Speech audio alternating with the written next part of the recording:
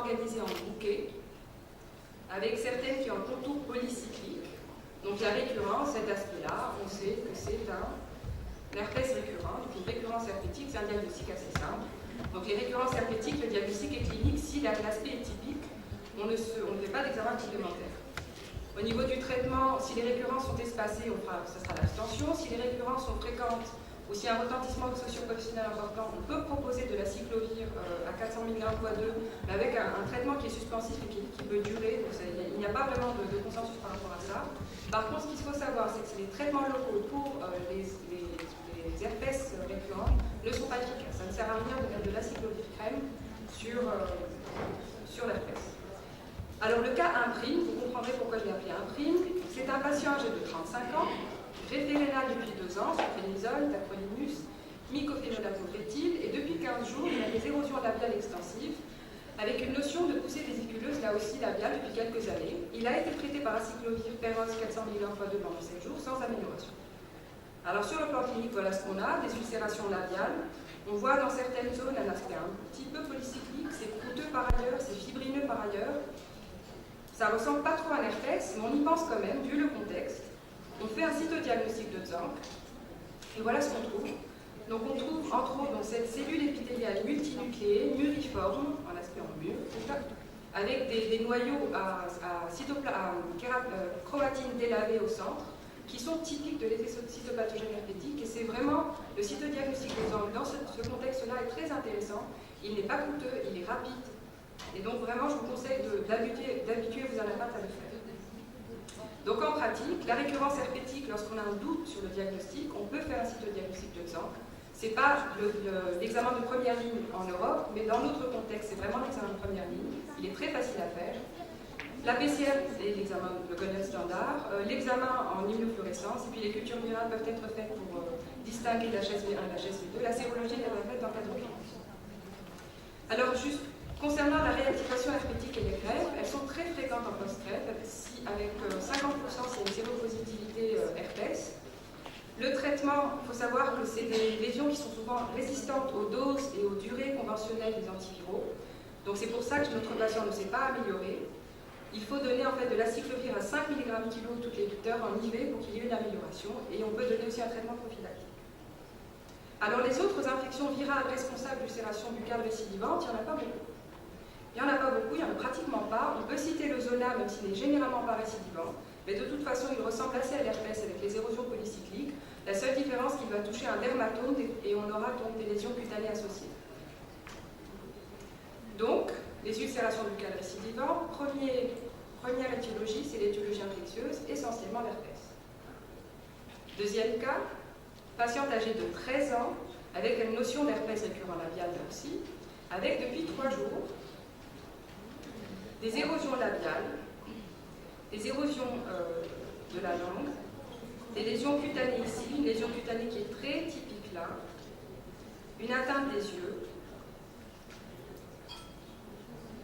une atteinte en cocarde, je l'ai entendu, une atteinte en cocarde au niveau acral, au niveau du dos des mains. Effectivement, donc je l'ai entendu, c'est un érythème polymorphe post-herpétique. Ça fait partie des causes d'ulcération buccale récidivante.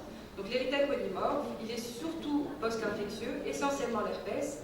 De plus en plus, on considère que les érythèmes polymorphes post-médicamenteux sont rares ou pratiquement n'existent pas.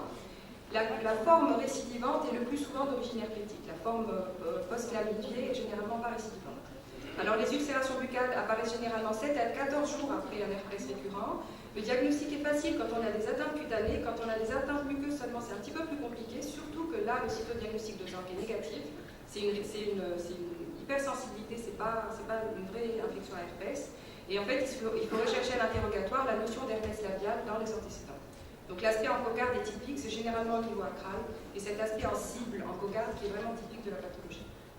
Alors sur le plan histologique, si on fait une histologie, on voit déjà au faible grossissement qu'il y a un décollement au niveau sous-épidermique, donc ça explique l'ulcération.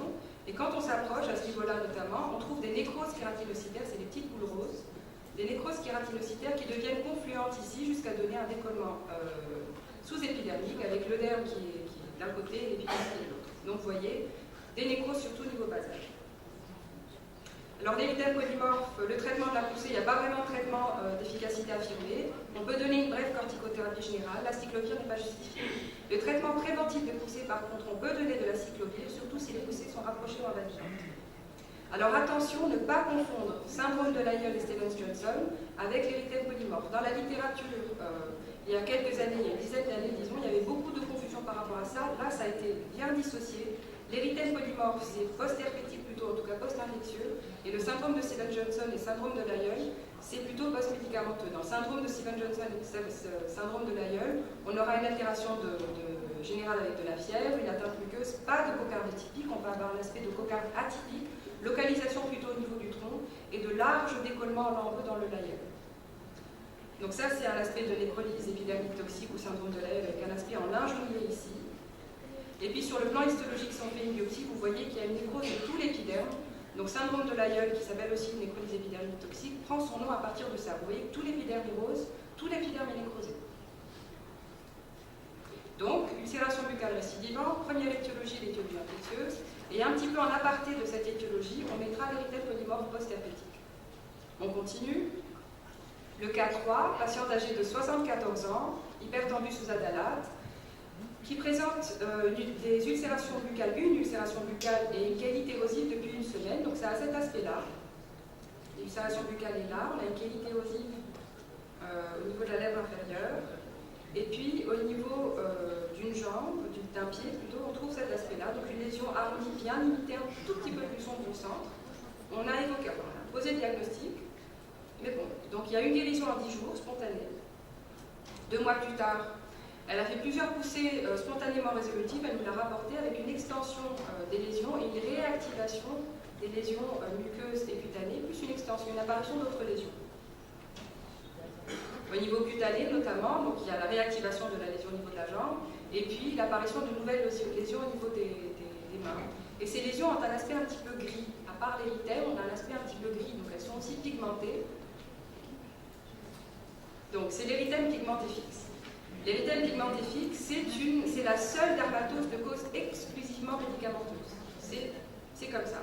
C'est une éruption récurrente avec une pigmentation résiduelle et qui va récidiver sur les mêmes zones, à part les nouvelles zones qui peuvent apparaître. C'est pour ça qu'on appelle ça un érythème pigmenté fixe. Généralement, ces lésions apparaissent rapidement après la prise médicamenteuse, surtout quand c'est une réintroduction, c'est vraiment dans les heures. Alors la physiopathologie, elle est intéressante, c'est une réaction localisée de cytotoxicité des cellules T, avec une nécrose kératinocytaire localisée, et cette activation est prolongée, mais elle demeure localisée. Il y a des T auxiliaires qui limitent cette activation. Quand on fait des patch tests, si on fait des patch tests pour ce type de toxidermie, on les fera sur les lésions. Ça ne sert à rien de le faire sur une possède. On devra faire sur les lésions guéries, bien sûr. Alors ça, c'est d'autres exemples d'érythème pigmenté fixe, avec un aspect beaucoup moins important. Mais toujours ces lésions pigmentées, elle est pratiquement guérie, cette patiente, au niveau du tronc. Un autre aspect, pratiquement au stade de pigmentation, avec cette lésion en interdigital, c'est typique en interdigital. Donc voilà. Étiologie infectieuse, étiologie médicamenteuse. Dans l'étiologie médicamenteuse, on a l'érythème pigmenté fixe. On continue. Ah oui, les autres causes médicamenteuses responsables d'ulcération buccale, il y en a beaucoup. Il y en a beaucoup qui donnent des ulcérations buccales qui sont surtout chroniques. On citera notamment le méthotrexate avec une publication qui est sortie très récemment qui a montré qu'il y avait une dystrophie kératinocytaire à l'histologie qui était assez spécifique de la toxicité au méthotrexate. Une publication aussi a montré que le mycophénolate mofétide pouvait induire des ulcérations buccales. Mais par contre, pour les ulcérations buccales récidivantes, il n'y en a pas beaucoup, il n'y en a pas qui donnent des ulcérations buccales récidivantes, à part dans le cas d'un érythème pigmenté fixe. Les seuls, c'est les chimiothérapies. Les chimiothérapies dont il existe des chimiothérapies cytotoxiques, donc classiques, telles que le paclitaxel, la cisplatine, qui vont donner une atteinte extensive, avec une adaptation posologique, c'est la mucite, donc si l'atteinte de la bouche, on appelle ça mucite, est grave. Et on a des formes de stomatite, donc d'atteinte buccale aux thérapeutiques ciblées, les nouvelles thérapeutiques, les inhibiteurs mTOR, les inhibiteurs angiogéniques, les inhibiteurs EGFR, qui eux vont provoquer plutôt une ulcération bien circonscrite, avec une apparition, une résolution plus rapide et pas d'adaptation posologique. Généralement, les mucites ne sont pas assez graves. Alors ça, c'est un exemple de mucite au syncytial-uracile, où on a une atteinte de toute la muqueuse non kératinisée, c'est la première atteinte. Et une atteinte beaucoup plus importante, donc tout le palais est décollé au paclitaxel. Et puis là, c'est des doses très importantes de paclitaxel qui ont donné des décollements, des ulcérations au niveau de la muqueuse non kératinisée, mais aussi kératinisée. Et là, c'est un patient qui avait besoin d'un ajustement de dose. Ce patient aussi, atteint d'une muqueuse kératinisée non kératinisée au niveau du palais et kératinisée à la cisplatine, là aussi, il y a eu un ajustement de dose. Pour les thérapeutiques ciblées, donc c'est des lésions qui sont beaucoup plus circonscrites. Inhibiteur mTOR, anti-EGFR, voilà. Donc étiologie médicamenteuse, on a l'érythème pigmenté fixe et les ulcérations des chimothérapies. C'est ça, les ulcérations buccales récidivantes médicamenteuses. Le K4, patiente âgée de 54 ans, sous IEC, pour HTA, depuis 2 mois. Donc c'est une gingivite érosive, une atteinte de la gencive, une gingivite érosive, là on voit l'épithélium qui se détache, avec une camite érosive, un aspect un petit peu blanchâtre en périphérie, c'est important. On l'a interrogée, on l'a demandé, finalement elle a réussi à la convaincre qu'elle nous montre sa vulve, avec donc une vulvite érosive et un aspect toujours blanchâtre en périphérie. On a regardé le plus près au niveau de la bouche, on voit un aspect strié au niveau de la bouche, des striations blanches, un aspect réticulé au niveau de la bouche qui est typique de cette pathologie. Voilà. Donc c'est le lichen plan érosif de type syndrome vulvo-gingivo-vaginal. Donc une atteinte vulvaire, gingivale et vaginale. On a aussi le pénio-gingival, où c'est une atteinte pénienne. Alors le lichen plan, c'est une dermatose inflammatoire pénienne chronique, de cause inconnue, qui est assez fréquente, qui touche surtout les femmes, qui va toucher la peau, les phanères et les muqueuses. Alors les formes de lichen plan buccal, on en a plusieurs. On a les formes réticulées, les formes érosives, mais on en a d'autres. Alors quelques exemples, on a souvent cet aspect réticulé ou blanchâtre autour des ulcérations ou même isolé. Là autour d'une ulcération, c'est assez typique, c'est l'aspect réticulé du lichen. Là on a des papules kératosiques blanchâtres, des plaques kératosiques blanchâtres au niveau de la langue. Et puis au niveau cutané, voilà ce qu'on a. Donc des lésions papulaires, plaques violines, coalescentes qui sont prurigineuses et on voit des striations blanches qui correspondent aux stries de lichen qui sont typiques dans cette maladie. Qu'on peut voir aussi de plus près au dermoscope, c'est une sorte de loupe, voilà, donc une sorte de loupe qu'on peut utiliser de contact, qui permet vraiment de mettre en évidence, ça ressemble au capilloscope, de mettre en évidence ces stries de lichen, mais c'est une dermoscopie qui est typique du lichen plan. Donc pour le lichen plan, si le diagnostic est si la présentation est typique, l'atteinte cutanée associée, l'atteinte réticulée, le diagnostic est clinique. En cas de doute, on va faire l'histologie. Et l'histologie, on aura en fait une dermatose qu'on appelle lichénoïde, puisque c'est elle qui a donné par cet aspect le nom à toutes les dermatoses lichénoïdes qui prennent cet aspect-là sur le plan histologique, c'est-à-dire un infiltrat inflammatoire en bande, lymphocytaire, qui grignote la jonction dermoépidermique qui est à peine visible ici, on la voit un petit peu floue, avec l'hypergranulose là qui correspond aux stries blanches sur le plan clinique. Et puis là, vous voyez bien qu'il y a un infiltrat lymphocytaire en bande qui grignote avec de nombreuses nécroses kératinocytaires. Le lichen plan peut devenir bulleux, que ce soit sur le plan cutané ou sur le plan muqueux. Le traitement, c'est la corticothérapie locale. On préfère éviter la corticothérapie générale parce que c'est des pathologies c'est une dermatose qui est très corticodépendante. Bien sûr, les mesures d'hygiène sont importantes.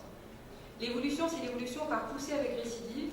Mais ce qui est très important à savoir, c'est qu'il y a une surveillance à long terme qui est absolument nécessaire, avec un risque de transformation maligne qui n'est pas négligeable, surtout dans les formes ulcérées.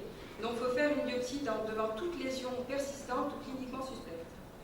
Là par exemple, c'est un patient du service avec un lichen érosif buccal qui est venu malheureusement consulter trop tard, c'est un patient de 24 ans, avec un carcinome épidermoïde de la lèvre, déjà des métastases ganglionnaires.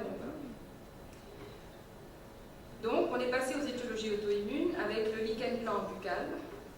On continue. Cas numéro 5. Patiente âgée de 52 ans, diabétique sous glucophage. Depuis 3 ans, elle nous décrit des ulcérations buccales avec une cicatrisation sous bain de bouche. On ne sait pas c'est quoi. Injection IM non précisée. On ne sait pas c'est quoi non plus. Que son médecin généraliste lui a prescrit. Depuis 15 jours, à ces ulcérations buccales se sont surajoutées des lésions cutanées. Alors ça, c'est l'ulcération buccale au niveau du palais, à part la glossite. On voit bien là aussi que c'est érosif.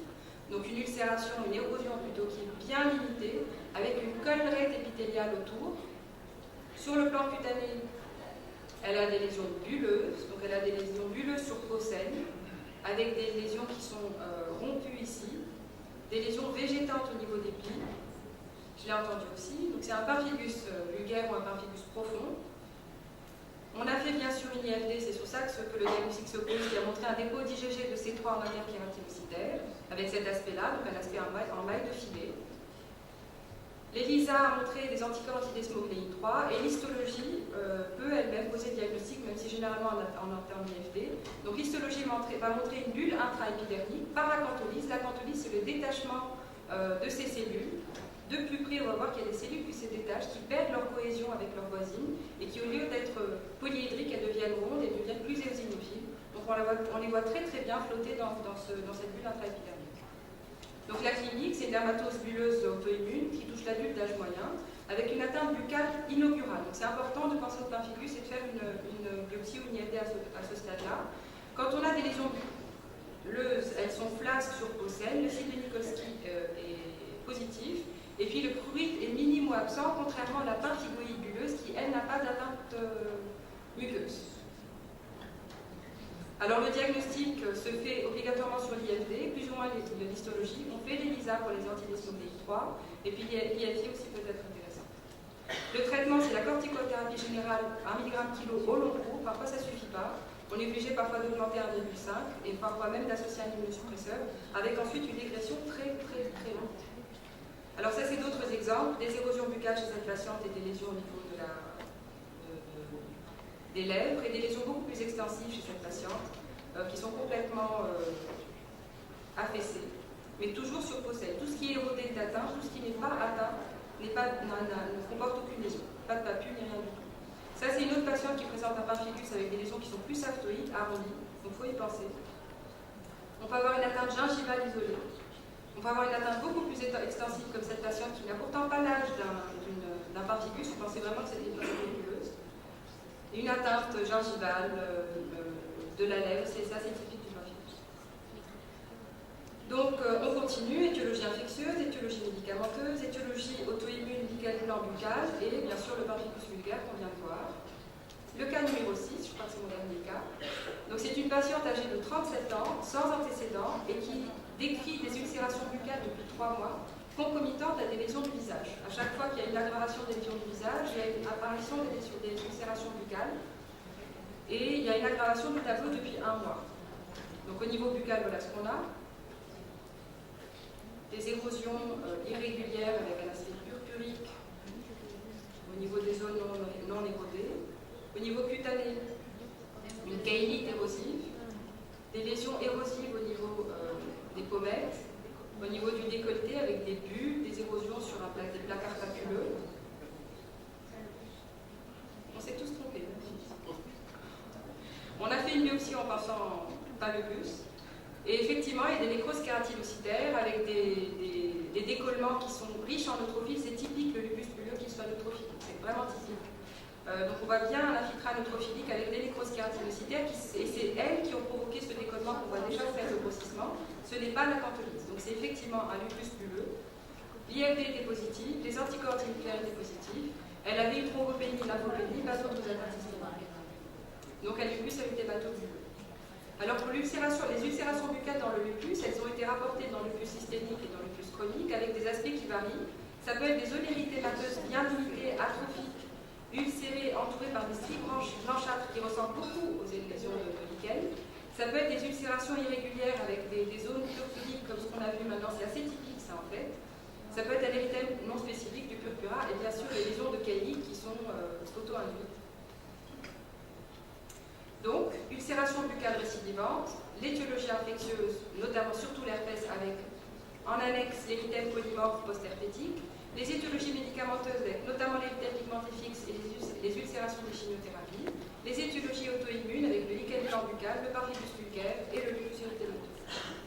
Alors en conclusion, les ulcérations buccales récidivantes, je n'ai pas traité des ulcérations buccales chroniques ou aiguës, ont des causes multiples, ça ne se résume pas à l'aftose buccale ou aux récurrences herpétiques. Le diagnostic est souvent clinique, mais les examens complémentaires sont parfois nécessaires. Et voilà, merci de votre attention.